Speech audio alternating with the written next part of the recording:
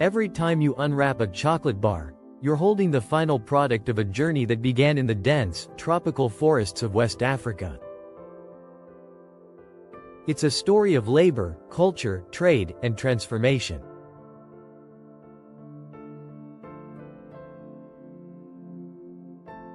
What we know as a sweet treat is the outcome of thousands of years of agricultural tradition, globalization, and a supply chain that touches every continent.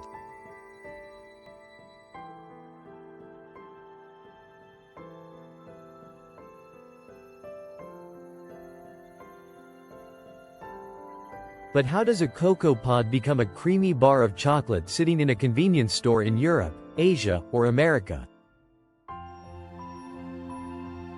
Cocoa trees flourish only in specific parts of the world, regions with consistent rainfall, warm temperatures, and shaded environments.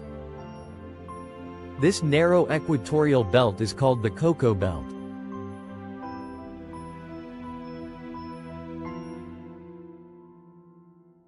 Countries like Ghana, Côte d'Ivoire, Nigeria, and Cameroon are some of the biggest producers of cocoa beans globally. In fact, Côte d'Ivoire alone produces over 2 million tons of cocoa annually, making it the largest cocoa producer in the world.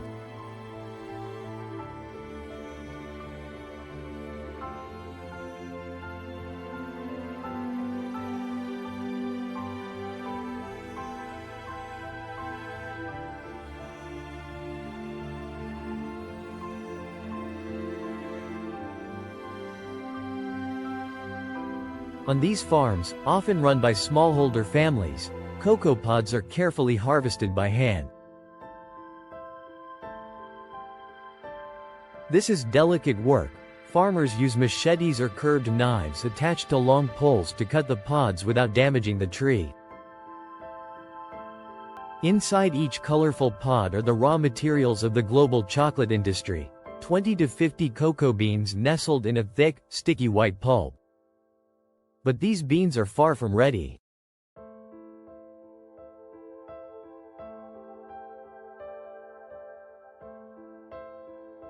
They need time.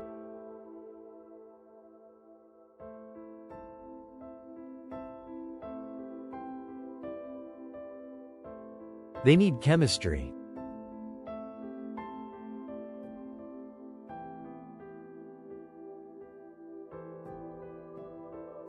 They need transformation.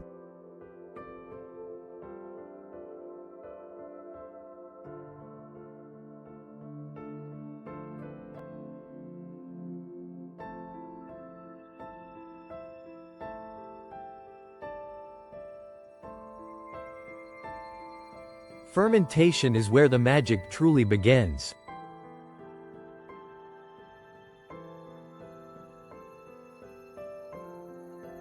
Beans are heaped into wooden boxes or piled in banana leaves, where they are left to rest for several days. As natural yeasts and bacteria interact with the sugars in the pulp, they produce heat, alcohol, and acids.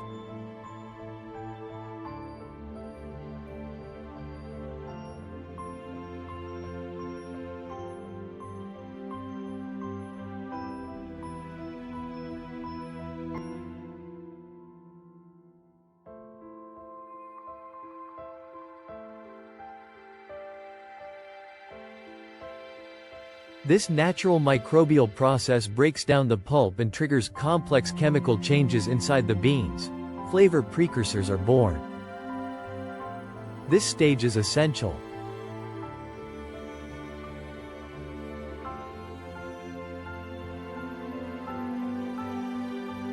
Without it, the beans would be bitter, bland, and unusable for chocolate.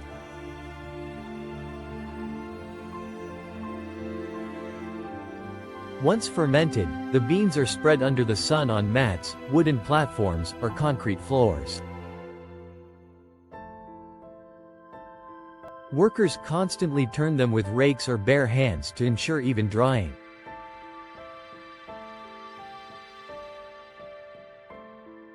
Depending on the weather, this can take 5 to 14 days.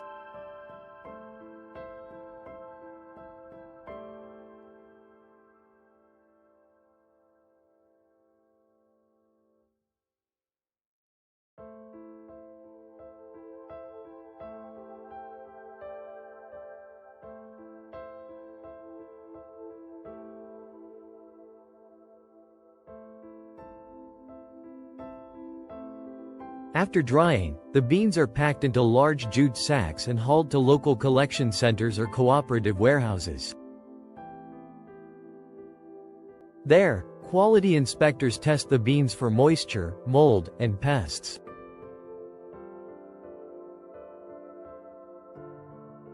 Only the best make it to the next step, exportation.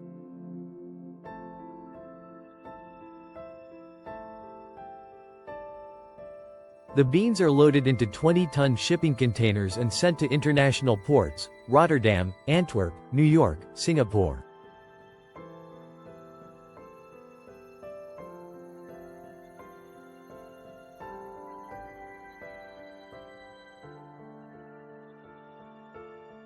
The voyage often lasts several weeks, crossing oceans to reach the world's most advanced chocolate factories. By this point, the beans have passed through hundreds of hands, each playing a crucial role in preserving their quality. Once inside the factory, the real engineering begins.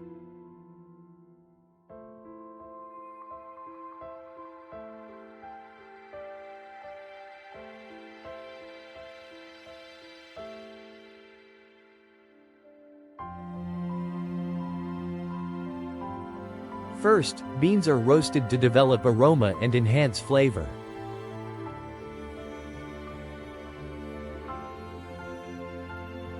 The heat is carefully calibrated depending on the type of chocolate being produced. Darker chocolate gets a higher roast. Then comes winnowing, a process where the outer shells are cracked and blown away, leaving only the edible cocoa nibs. These nibs are ground into a thick, dark paste called cocoa liquor, not alcoholic, but rich in cocoa butter and solids.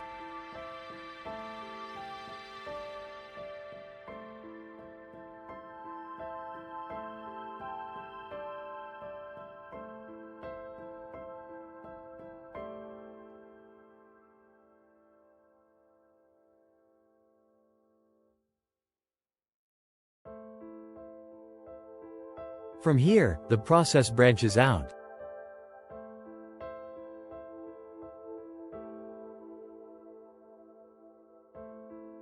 For dark chocolate, manufacturers add sugar and emulsifiers.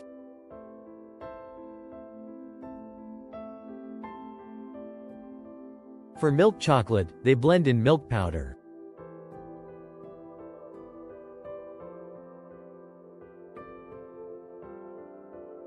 Everything is mixed, refined, conked, and tempered with scientific precision.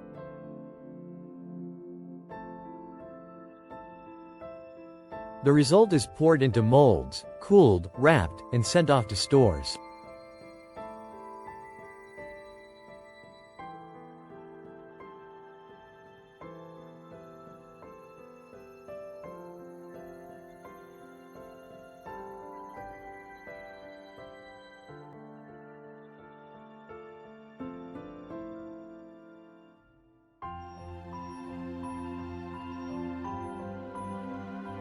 In the end, what began as a tropical bean is now a branded chocolate bar with a glossy wrapper, a catchy slogan, and a price tag 10 times higher than the value of the original bean. Yet, while multinational companies generate billions, many cocoa farmers still live below the poverty line, earning just a few cents per day. Chocolate is more than taste.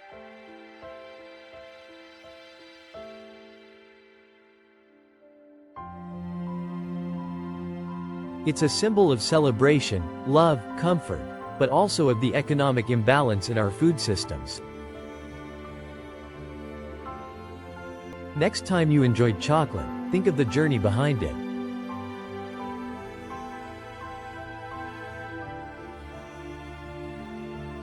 From sunlit West African villages, to fermentation fields, to roaring factories and refrigerated trucks, to boutique stores and vending machines. A single bar of chocolate is a passport through agriculture, economics, chemistry, logistics, and labor.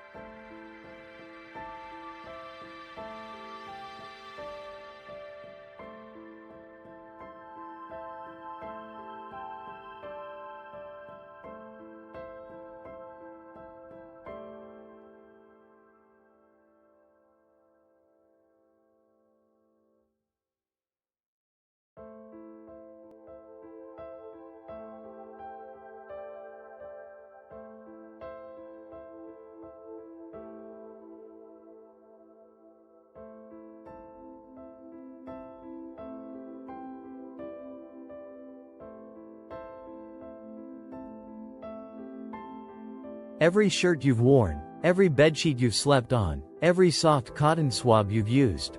All of them began their life in the soil. Cotton may seem common, but its journey is anything but simple.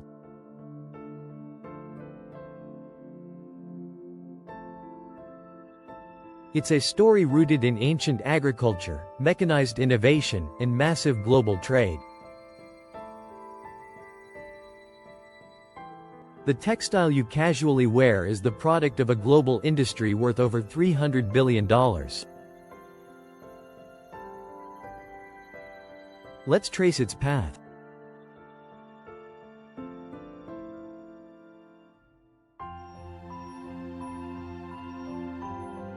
Cotton starts life as a tiny seed, planted in rows across vast stretches of farmland.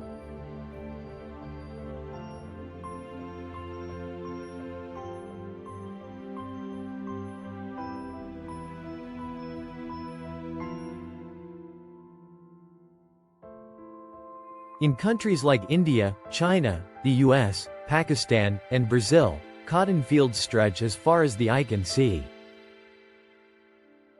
Within 60 to 90 days, the plant matures and bursts open into fluffy white bolls.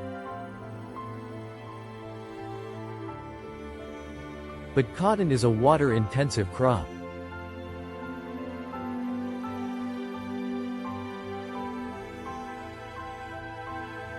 To produce a single cotton shirt, over 2,700 liters of water are required, more than a human drinks in 2 years. Despite environmental concerns, cotton remains king in the textile world because of its softness, breathability, and versatility. In the US and Australia, giant machines roll through fields, collecting cotton at lightning speed.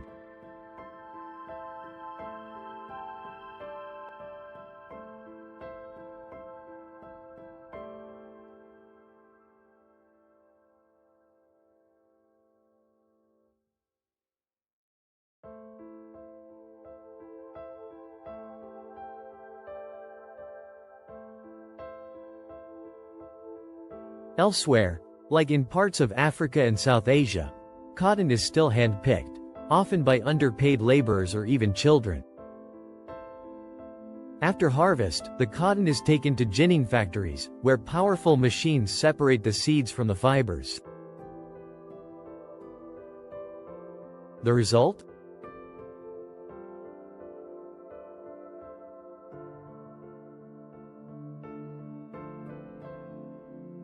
Clean, fluffy cotton lint that is compressed into 500-pound bales.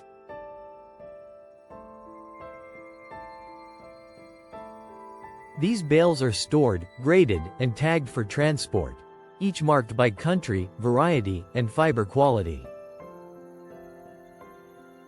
Once shipped to textile mills, often located in China, India, Bangladesh, or Turkey, the cotton is carded, drawn, and spun into long threads of yarn. Modern spinning machines operate 24/7, twisting thousands of fibers into precise, high-tensile threads.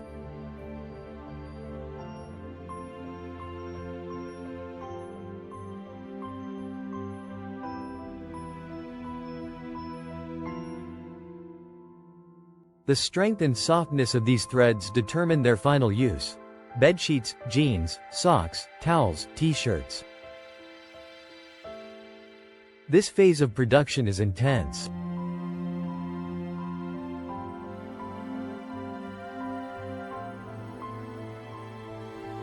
Workers must monitor machines, check tension, and constantly adjust output.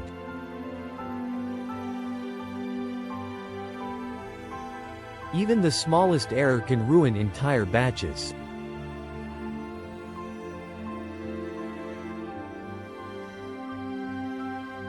Threads are now woven or knitted into fabric using giant looms.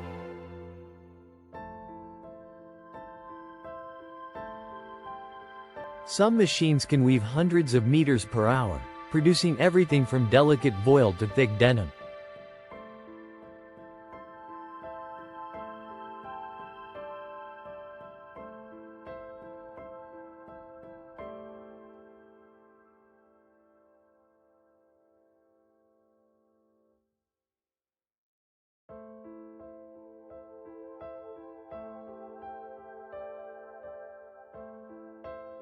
Then comes the dyeing stage.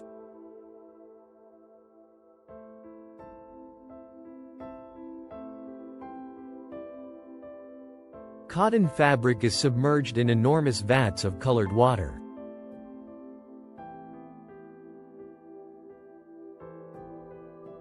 Chemical dyes are still widely used, but organic and plant-based dyes are gaining popularity. After dyeing, the fabric is softened, pre-shrunk, and finished with coatings that make it wrinkle-free, waterproof, or antibacterial. Now we reach the fashion factories, often in countries like Vietnam, Bangladesh, and Ethiopia.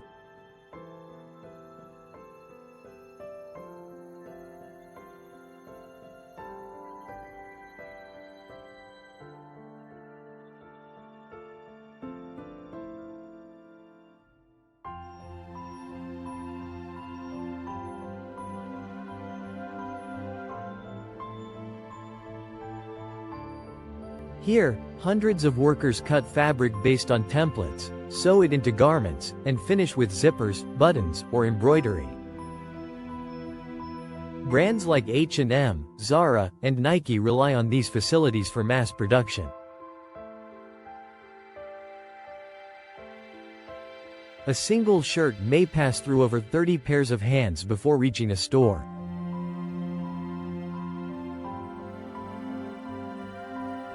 And it all happens fast.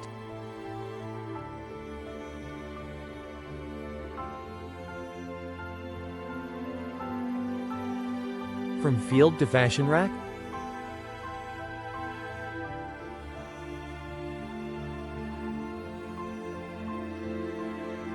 Sometimes less than 90 days.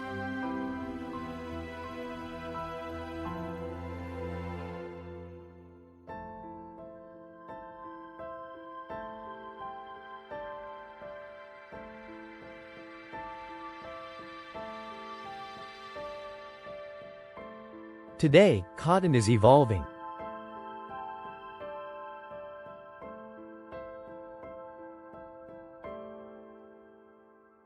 Organic cotton, regenerative farming, and recycling initiatives are reshaping how the world views this ancient crop. But with fashion waste piling up, consumers are starting to ask tougher questions.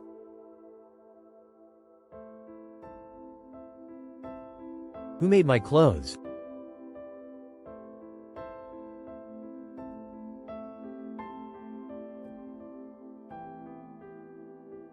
What conditions did they work under?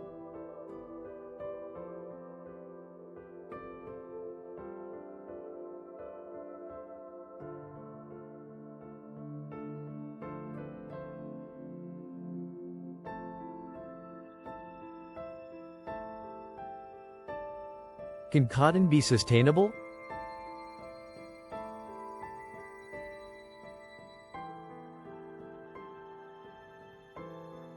The answers are still unfolding.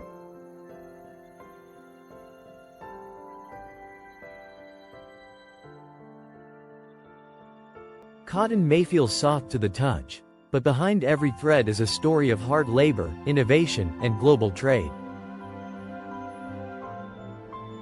From seed to seam, it is a journey of transformation, both industrial and human.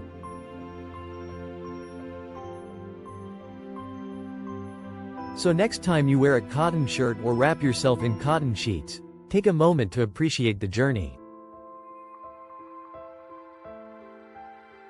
Because in the fabric of your life, there are fields, factories, and faraway hands you've never seen, but rely on every single day.